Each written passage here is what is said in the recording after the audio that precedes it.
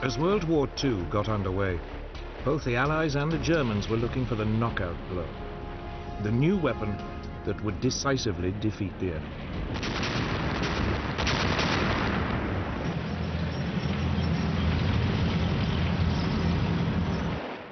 For Hitler's Germany, the problem was that Britain was an island.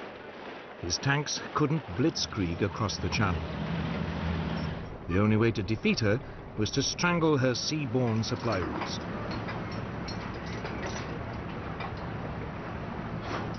That meant warships, and above all, submarines.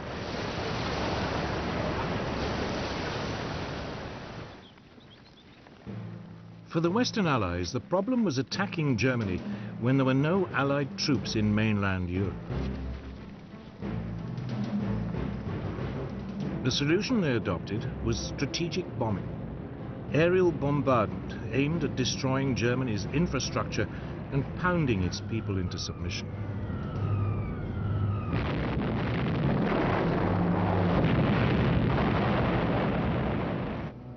The two sides had adopted two very different tactics, but with one aim: to save their troops and to bring the war to an end as quickly as possible.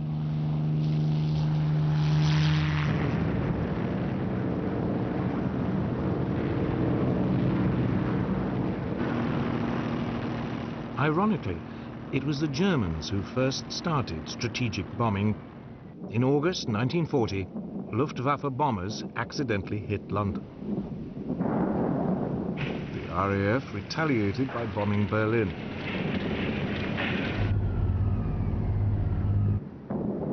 By the autumn, Germany was bombing Britain's cities almost daily, convinced the British would eventually crack.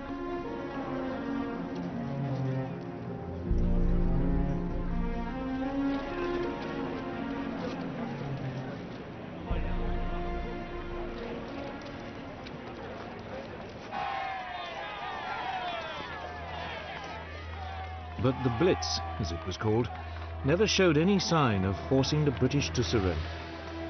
And by the summer of 1941, it was dying away as the Luftwaffe turned its attention to the war in Russia.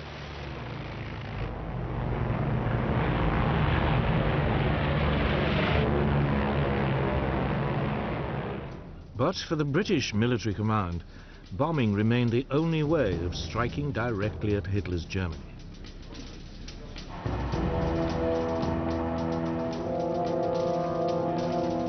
Moreover, by early 1941, the RAF was starting to receive a new generation of bigger, more powerful, four-engined bombers. These could carry loads of up to 18,000 pounds of bombs, 4 times the capacity of earlier aircraft. The first of these was the Short Stirling.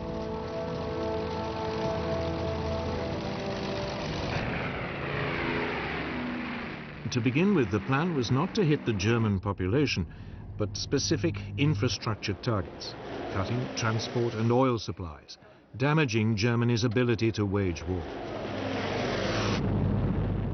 But it suffered one central problem. Britain's bombing was extremely inaccurate.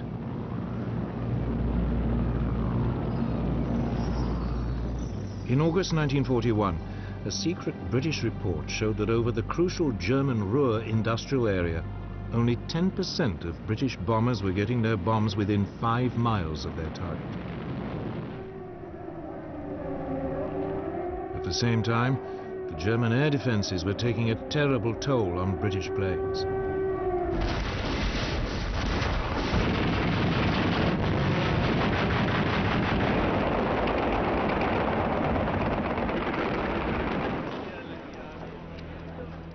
By late 1941, up to 10% of the bombers on any raid were being shot down, a loss rate which couldn't be sustained.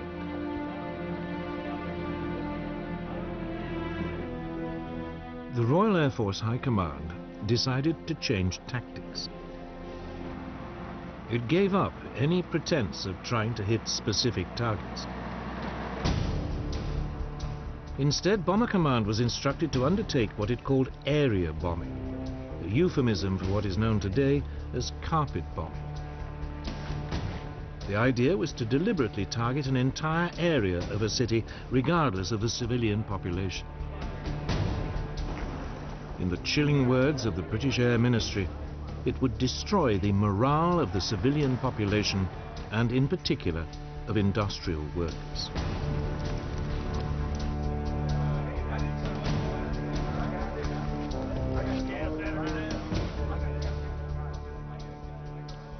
Its leading exponent was Air Marshal Sir Arthur Bomber Harris, who was now appointed Commander-in-Chief of RAF Bomber Command.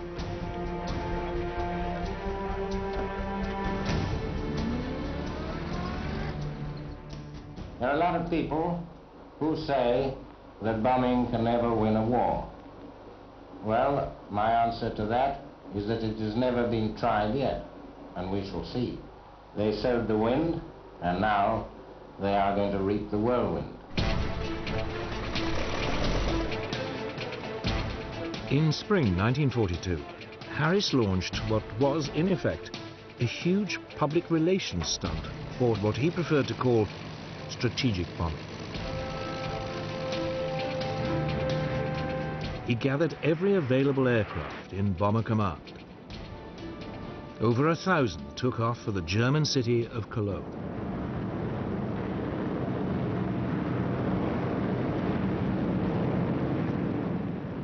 The city's defenses were overwhelmed. 600 acres were destroyed.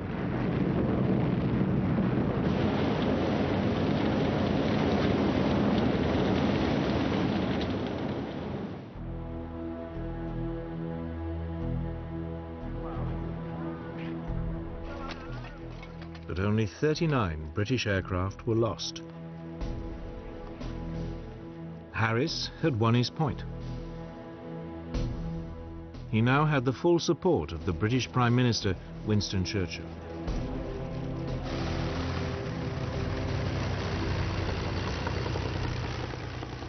He also now had an outstanding new weapon, the Avro Lancaster, the finest heavy night bomber of the war. And he had a new partner. By the summer of 1942, the United States had joined the air war in Europe. American planes began to appear in Britain. The majority were the Boeing B-17 Flying Fortress.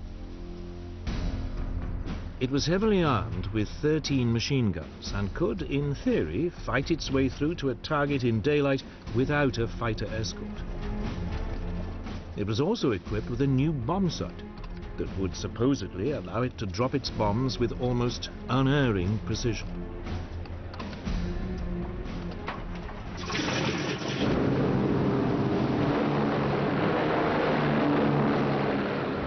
These features encouraged the Americans to ignore the lessons of the early British campaign and return to targeted raids on Germany's infrastructure.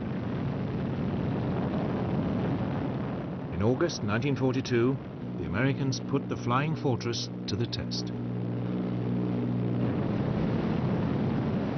12 of them attacked marshalling yards near Rouen in France.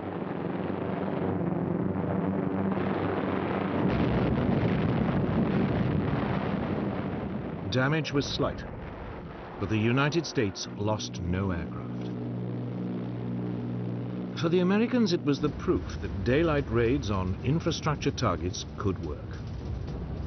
For the British, it simply showed that the Americans could hit a minor and relatively undefended target. But that winter, the two allies agreed to combine their approaches. They would launch a massive bombing campaign against Germany's industrial heartland.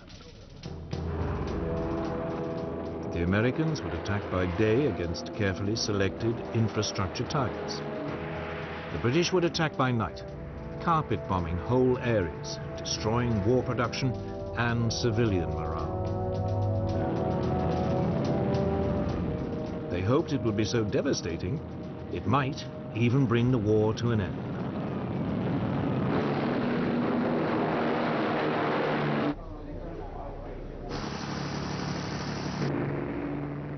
In March 1943, British planes took off for the German industrial city of Essen. High-speed Mosquito light bombers went in first, dropping flares to highlight the targets. Then a force of nearly 450 Lancaster bombers swept over the city, dropping their loads.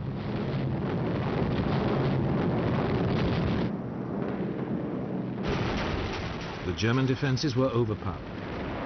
Only 14 British aircraft were shot down.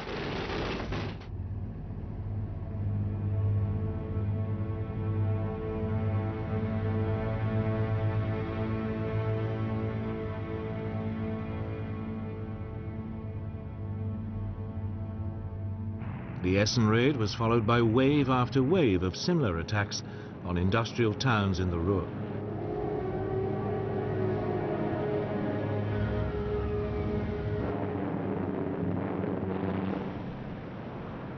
But the German air defences now began to get the measure of the Allied attacks.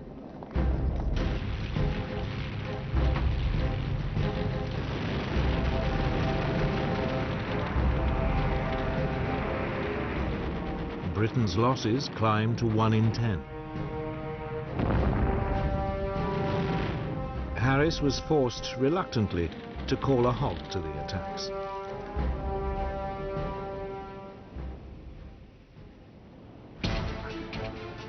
But then he was informed about a new Allied invention. Codenamed Window, it consisted of clouds of aluminium foil strips dropped from an aircraft. As the foil fell, it jammed any radar system. It promised to cripple the German air defences.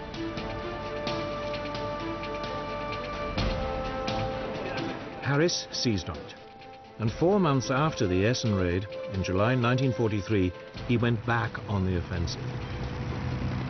He called it Operation Gomorrah.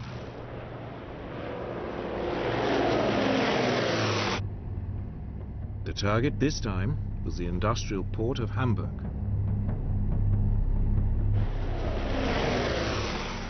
Bombers equipped with Window jammed the German radar.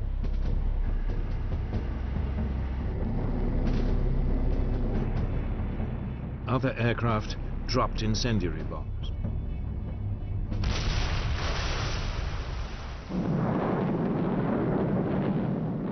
A giant firestorm engulfed the city centre.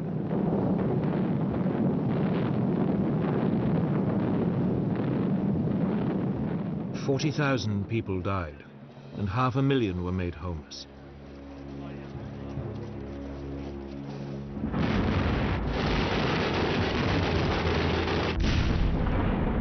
More raids on the port followed. It was an enormous shock to the German people.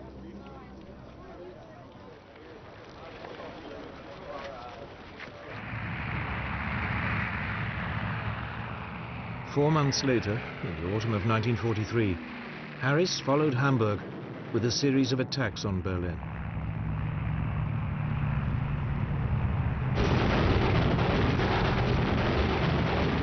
But by now the Germans were learning to overcome the effect of Window, and by spring 1944 British losses were back at nearly 1 plane in 10. Worse, there was no sign German civilian morale was cracking. Harris's carpet bombing campaign was just not working. But neither was the American alternative of targeting infrastructure.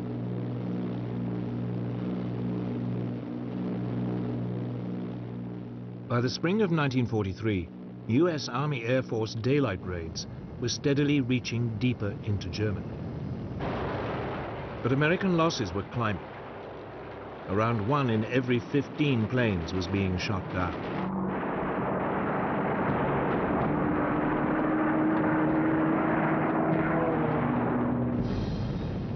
Yet undaunted, the American command now launched an attack on factories in the German towns of Regensburg and Schweinfurt. It was hugely ambitious. both were deep in southern Germany, far beyond the range of US escort fighters.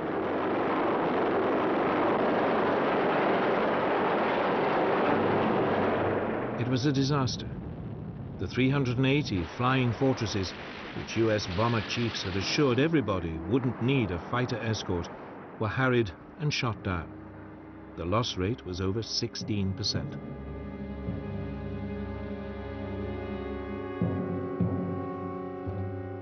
The US was forced to suspend its bombing campaign. The war in the air had reached stalemate, and there was still no sign of it helping to usher in a victory.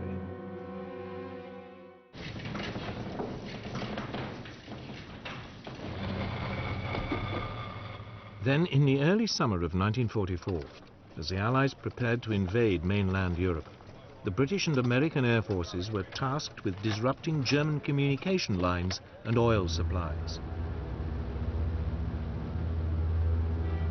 It represented a return to targeted infrastructure bombing.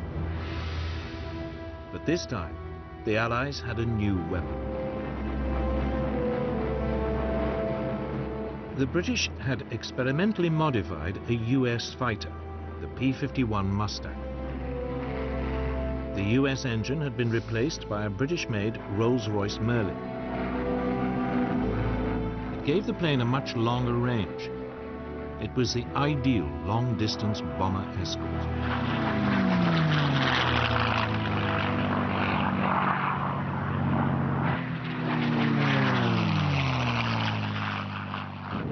The Allied bombers hit bridges and roads leading to the German front in France with almost surgical precision. Oil supplies to the German military were drastically reduced.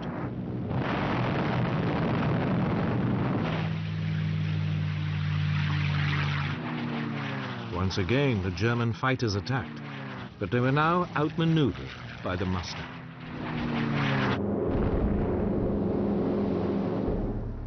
Much of the German Air Force, now running low on fuel, was grounded. The campaign of targeted bombing on Germany's infrastructure may not have been the knockout blow the Allies hoped for, but it was finally paying dividends. But one man was not impressed.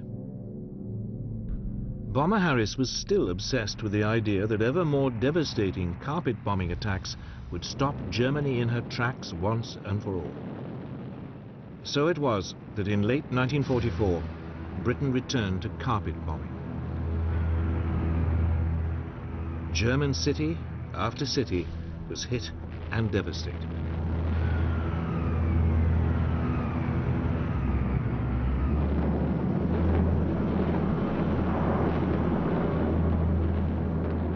Then, in February 1945, Harris attacked Dresden, a city with virtually no military significance.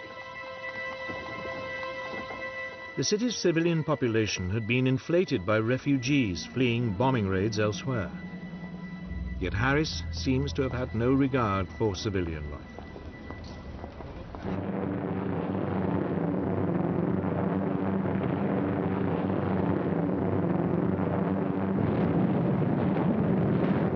The city is flattened. Some 50,000 people died.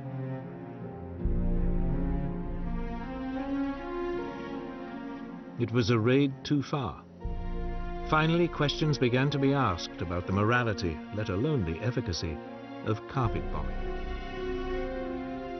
Whatever it had achieved, it had been done at an horrendous cost of civilian and military lives. Critically, it had failed to break German morale, yet 60% of RAF crews had died before they had completed 30 missions.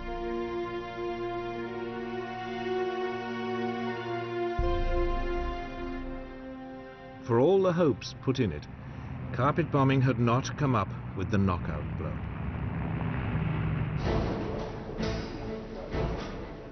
The Germans, meanwhile, had put their faith in an altogether different technology to give them the knockout blow they needed to win the war.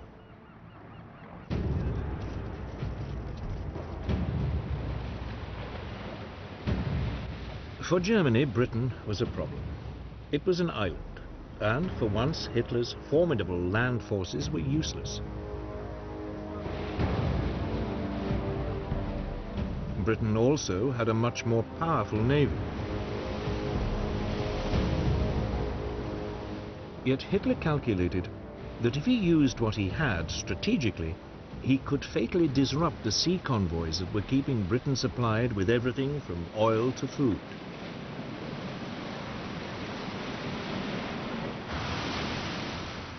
In the first 18 months of the war, German raiders sank more than 130 British merchant vessels.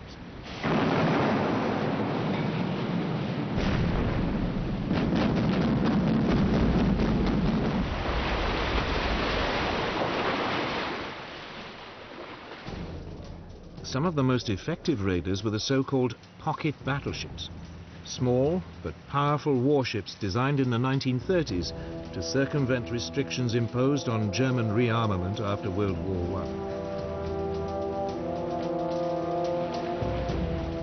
One, the Graf Spee, became particularly notorious.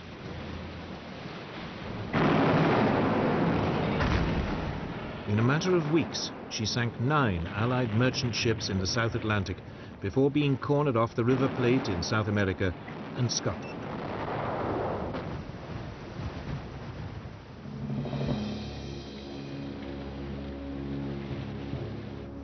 But the raids were taking a serious toll. If the losses continued to rise, Britain would have real supply problems.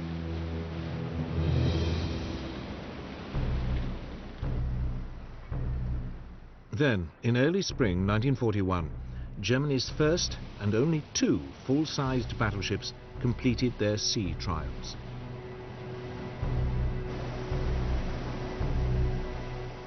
They sent a shiver through the British Navy. Their potential for destruction was enormous.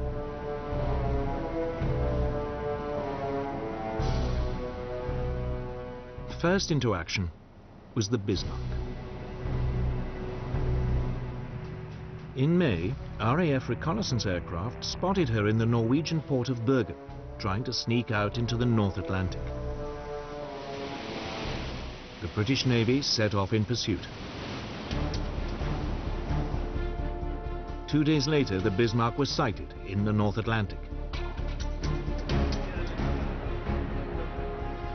Britain's latest battleship, the Prince of Wales, was sent to intercept her. With her was the British battlecruiser, Hood.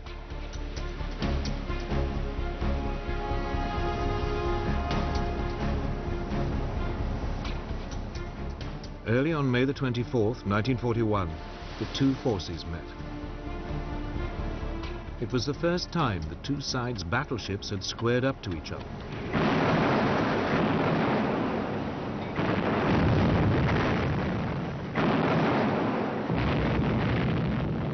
Almost immediately, a shell from the Bismarck plunged through the weak deck armor of the Hood. It penetrated one of the aft magazines. There was a huge explosion. Only 3 of the Hood's 1,200 crew survived. The Prince of Wales, now outnumbered, retreated. It was round 1 to the Bismarck. 2 days later, Bismarck was spotted again, this time far to the south, several hundred miles off the coast of France. British Swordfish torpedo bombers swooped in.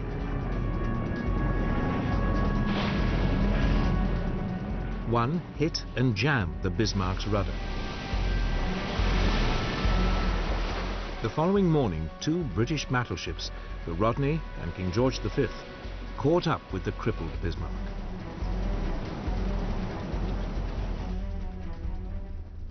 They started pouring heavy caliber shells onto the hapless German ship. She was soon reduced to a blazing wreck. Bismarck was finally sunk by a torpedo. All but 110 of her 2,300 crew perished. The Bismarck had been sunk before she'd had a chance to prove her worth.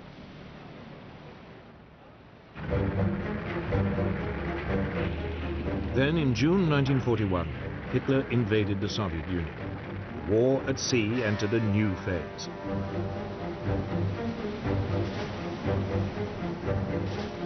Britain began sending supply convoys to the Russian Arctic ports of Murmansk and Archangel. Immediately, the German Navy prepared to cut them off.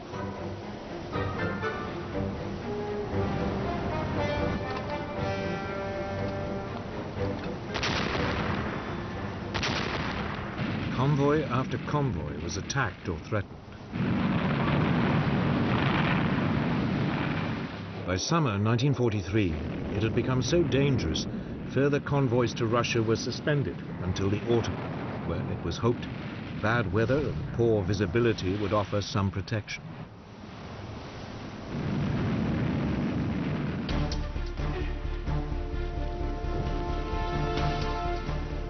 While the convoys were suspended, Britain turned its attention to one of the biggest threats it faced, the Bismarck's sister ship, Tirpitz. She'd spent months hiding in the Norwegian fjords, waiting for the moment to pounce. All the while, the British Navy had been keeping her under close watch, determined to eliminate Germany's last battleship.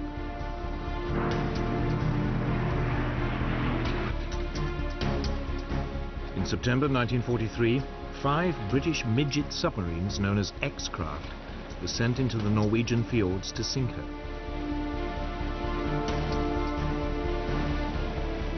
The attack caused only minor damage.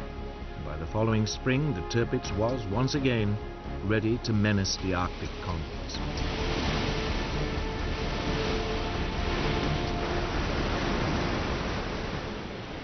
The Royal Navy now sent in a massive force to attack her. It included 6 aircraft carriers.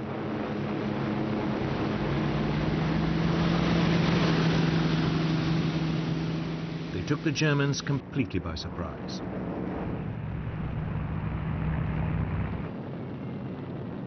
British dive bombers attacked Tirpitz. But she was heavily armored, and the relatively small bombs caused only superficial damage. 3 months later, she was ready for action again.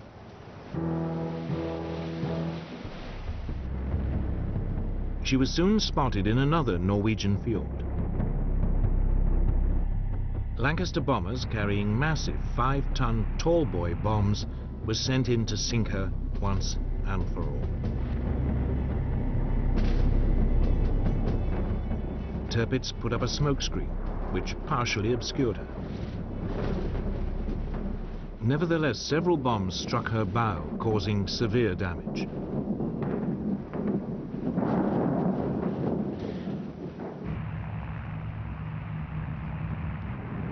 Finally, 2 months later, a squadron of Lancaster bombers caught her in perfect weather conditions.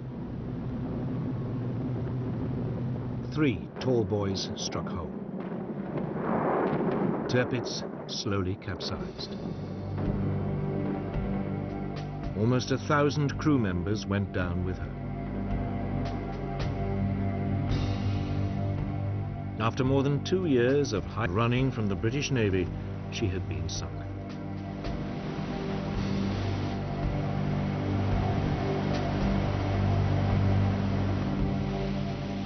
Germany's battleships had promised much, but against the overwhelming might of the British Navy, they'd never had a chance to prove their worth.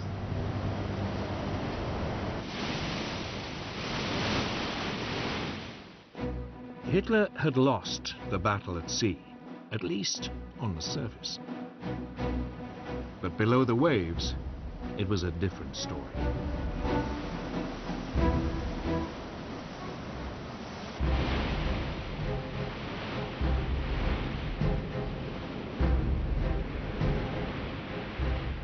Germany's military planners had long expected that the country's U-boat fleet would play a key role in cutting Britain's supply lines.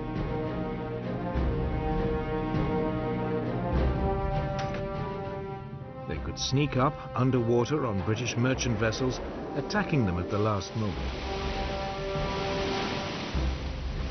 The submarines were also extremely agile on the surface.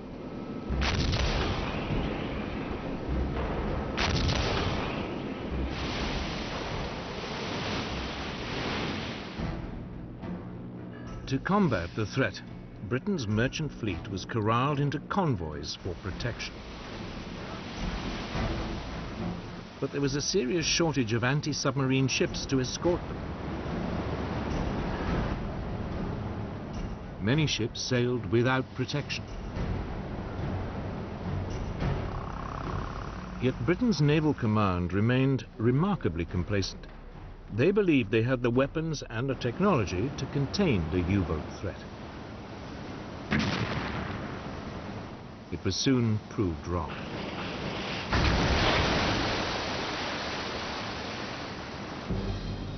In the early months of the war, Britain's supply lines were harassed and disrupted. Often the U-boats would attack on the surface, picking off merchant ships with their deck guns.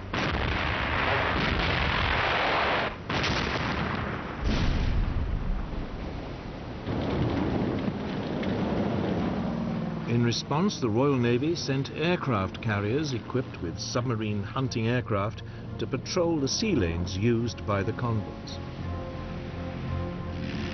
But they had only limited effect.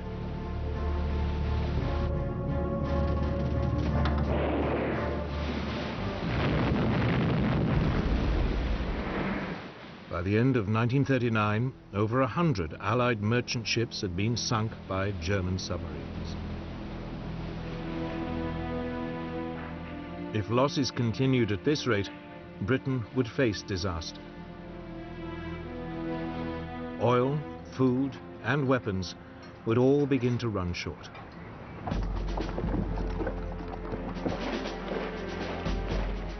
Then things got even more difficult. Germany overran France. Suddenly, the German Navy, which until now had been largely bottled up in the North Sea, had access to France's Atlantic seaboard. They now had a base to attack Britain's Atlantic convoys. France's Atlantic ports filled with newly built German U-boats, particularly the Type 7C ocean-going vessel. Admiral Karl Dönitz, head of the German U-boat service, now organized his submarines into what he called wolf packs. A group would be lined up across a likely convoy route. As soon as one U-boat spotted a convoy, it called in the rest to attack.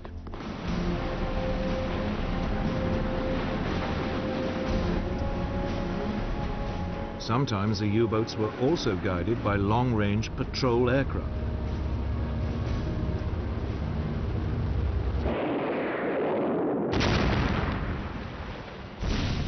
By the end of October 1940, up to 40% of Allied merchant shipping per convoy was being sunk. Britain's supplies were under threat.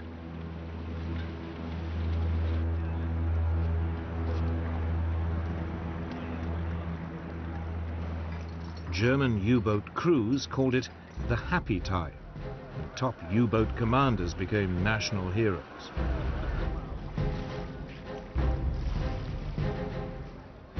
Britain was paying dearly for its lack of preparation.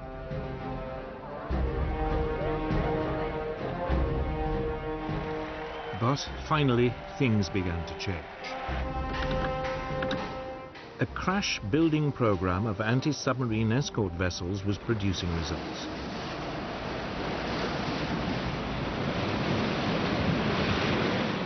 The first corvettes, as they were known, were coming off the slipways.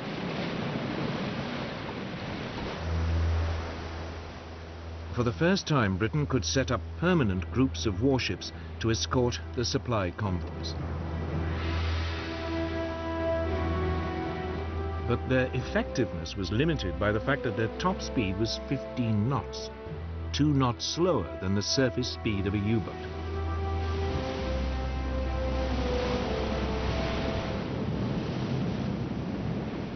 At the same time, the patrol aircraft of Britain's Coastal Command were equipped with depth charges.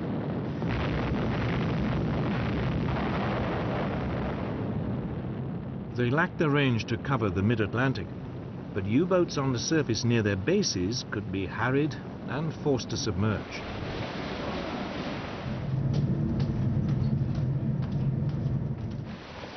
Then, as in the bombing campaigns, it was a series of technological breakthroughs that really came to Britain's help. In early 1940, a new type of radar, known as centimetric radar, was developed. It was smaller than existing systems, and for the first time could be fitted to escort ships and aircraft.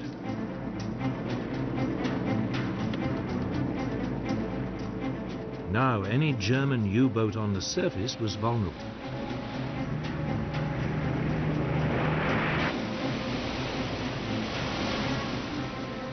Some months later, there was a second technological breakthrough.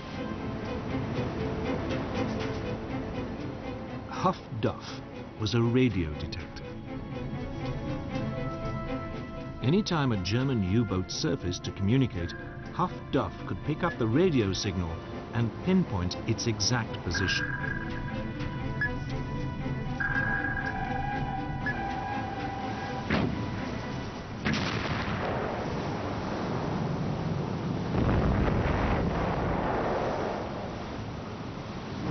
Steadily, during the spring of 1941, Britain began to contain the U-boat threat.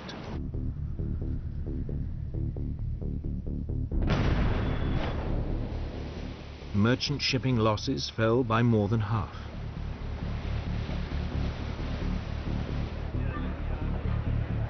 In early March, Gunther Prien, one of Germany's top U-boat commanders, failed to return from a patrol.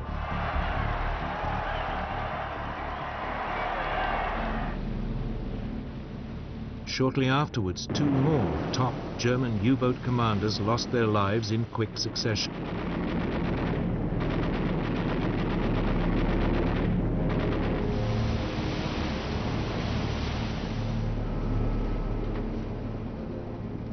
Then Germany suffered a major disaster that would reverberate through the rest of the war.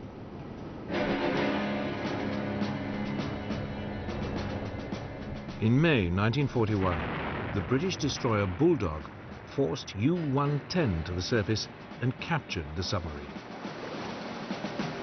On board was an Enigma machine used for encoding German signals. More importantly, Bulldog also captured the naval code books that went with the machine. It would provide vital assistance to Britain's code breakers. Soon, unbeknown to the Germans, Britain was getting a real insight into German naval communications.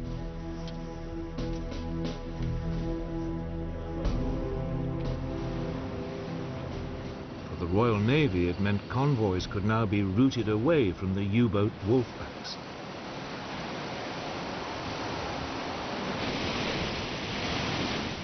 Germany's submarines had to work harder and search further to find and sink their prey.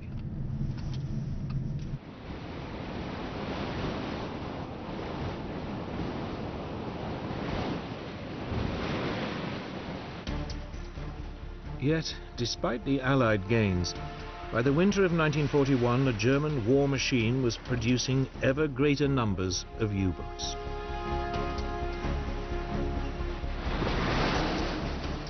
The long-term outlook for Britain's supply routes still looked ominous. Then, in December 1941, the war at sea changed decisively.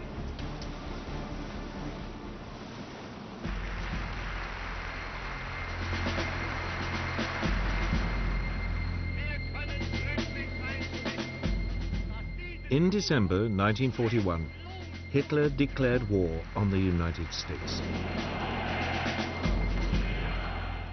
Almost immediately, Admiral Dönitz, head of the German U-boat service, sent submarines to attack US merchant shipping along the American seaboard.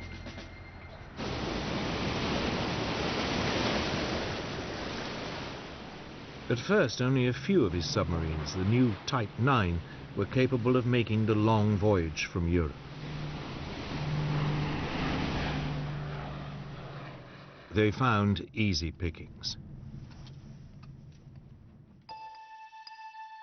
The US Navy's Commander-in-Chief, Admiral Ernest King, had resisted British advice to corral his merchant ships into convoys.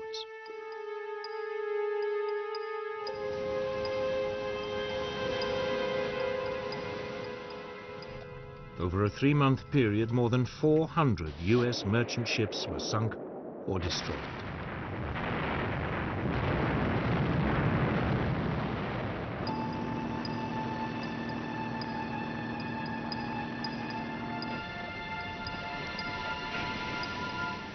America was learning the tough lesson Britain had already learnt. Something had to be done.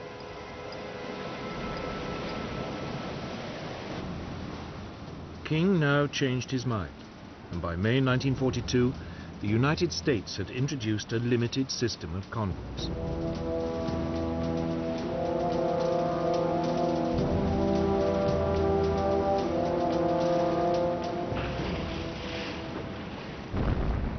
By July, the US losses were falling. It forced the Germans to adopt a new tactic.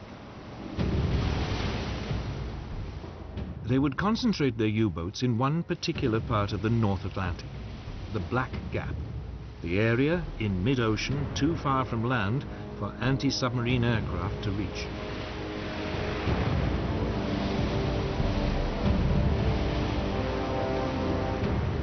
Often a convoy would be hit by more than 15 submarines coming at it in waves.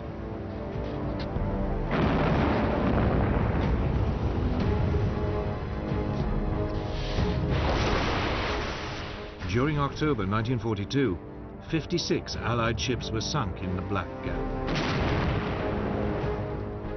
By the following March, Allied losses had reached 120 ships in a single month.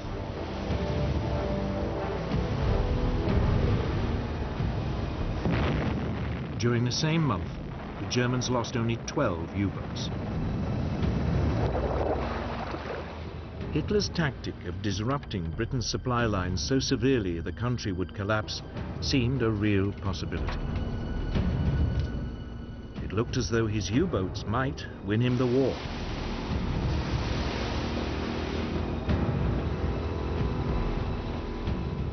But now the Allies began to up their game. Britain had brought in a new commander. Admiral Max Houghton was former head of the Royal Navy's submarine fleet. His first move was to set up permanent groups of destroyers and frigates that would provide additional support to convoys, rushing in as soon as an enemy wolfpack was spotted. Equally importantly, a string of yet more technological developments came on stream. The Hedgehog was an anti-submarine mortar that fired 24 bombs.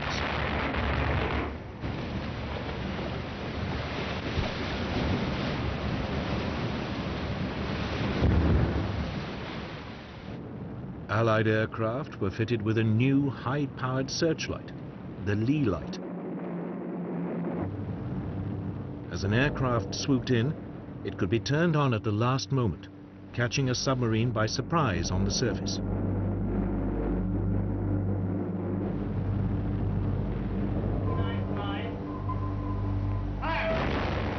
The steady technological advance now began to pay off.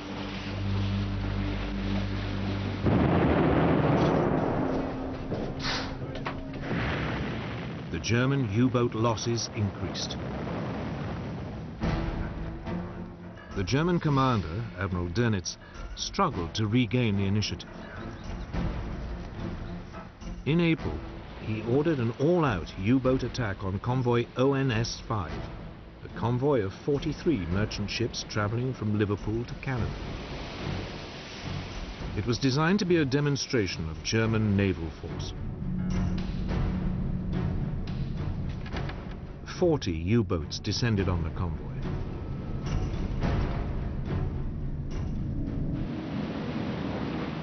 The British sent in extra support groups. Anti-submarine aircraft flew from Canada.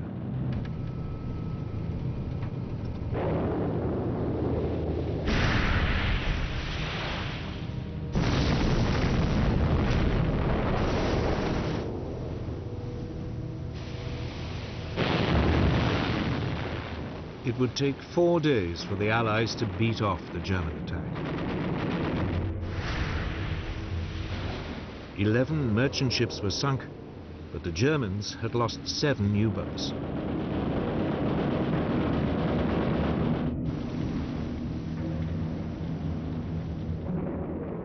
Two weeks later, Dönitz tried again, attacking a second convoy.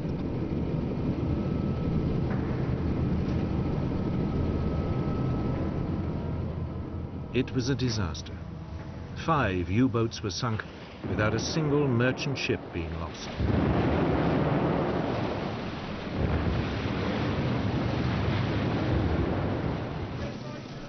During May 1943, a quarter of all Germany's operational U-boats was sunk. The Germans were finally beginning to lose the U-boat war in the Atlantic. So the Allies now took the battle to the Germans. A new long-range version of the US B-24 Liberator bomber was introduced. It could now reach the German U-boats in the Black Gap. Germany's submarine designers tried to respond with innovations of their own. U-boats were fitted with radar detectors and anti-aircraft guns. Some were also fitted with the Dutch-designed schnorkel, an air inlet that meant that submarines could spend longer underwater, hidden from Allied radar.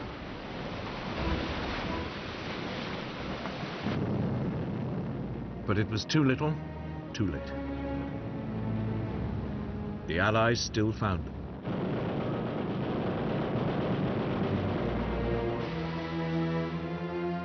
Hitler's U-boats were now pinned down in port. It was too dangerous for them to roam the ocean freely. German attempts to find an answer became increasingly desperate. They now produced a revolutionary new submarine. It was known as the Type 21.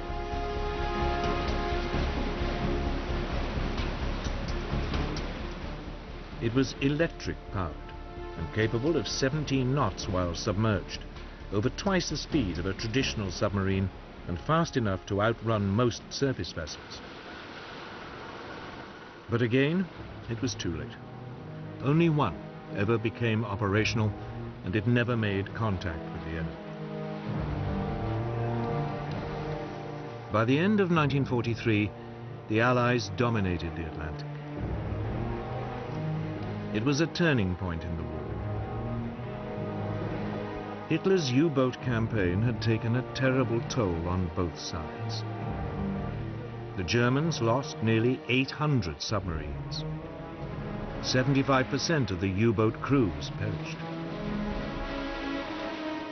On the Allied side, some 32,000 sailors died.